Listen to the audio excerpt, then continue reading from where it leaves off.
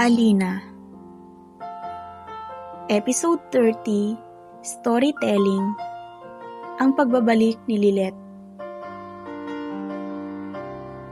Habang nasa kwarto ni Alina si Rex, sinamantala nito ang pagkakataon para humingi ng tawad kay Alina. Lumuhod siya at nagmakaawa. Inamin nitong totoo ang pagmamahal niya kay Alina hanggang ngayon. At matagal na silang tapos ni Lilet. Ngunit di na ito pinaniwalaan pa ni Alina. Pinatawad niya pa rin si Rex, pero hanggang doon na lang yun.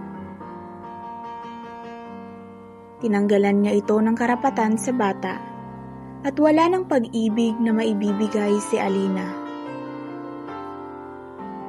Pinagtulakan niya si Rex palabas ng kwarto. Di na alam ni Alina ang gagawin niya at maski siya'y di niya nakilala ang sarili niya. Dahil binalot na ang puso nito ng galit. Kinausap siya ni Dominic dahil hindi na rin ito kumakain. At sinabi ni Alina na nahihirapan na siya sa kanyang sitwasyon, lalo na nakakasama nila si Rex sa isang bahay.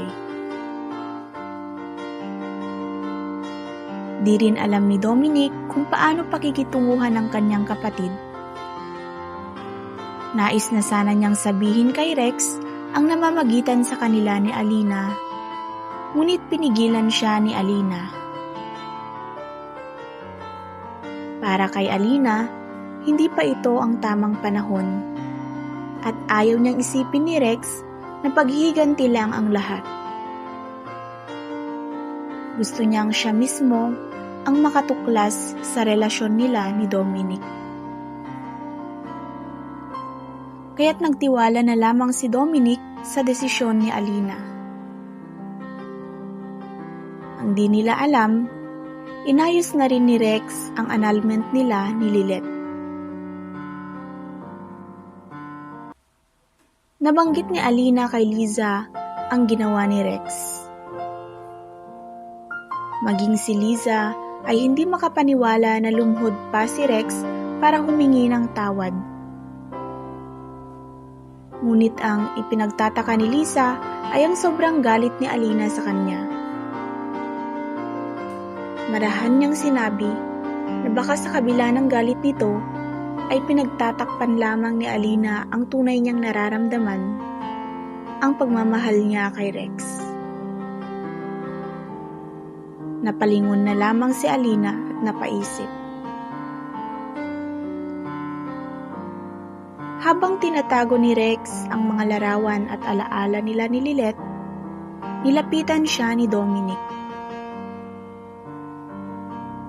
Sinabi ni Rex na wala na sila ni Lilet. Sinigurado na niya na walang hadlang sa pagmamahal niya kay Alina at handang gawin nito ang lahat magkabalikan lang sila. Ramdam ni Dominic ang mga pagbabago ni Rex. Mula sa pagiging babaero, pero ngayon naging seryoso dahil kay Alina. Kaya naman, gustong-gusto nang sabihin ni Dominic kay Rex ang tungkol sa kanila ni Alina para di na siya umasa. Ngunit naalala nito ang sinabi ni Alina kaya di na niya tinuloy ang kanyang sasabihin. Humingi ng payo si Dominic sa kanyang kaibigan, ngunit sinabi nitong baka maapektuhan lang ang relasyon nila ni Alina dahil sa galit niya kay Rex. Samantala, nagbalik na si Lilet sa kanilang bayan. Ano kaya ang susunod na kaganapan? Bakit kaya ganun na lamang ang galit ni Alina kay Rex? Abangan sa episode 31.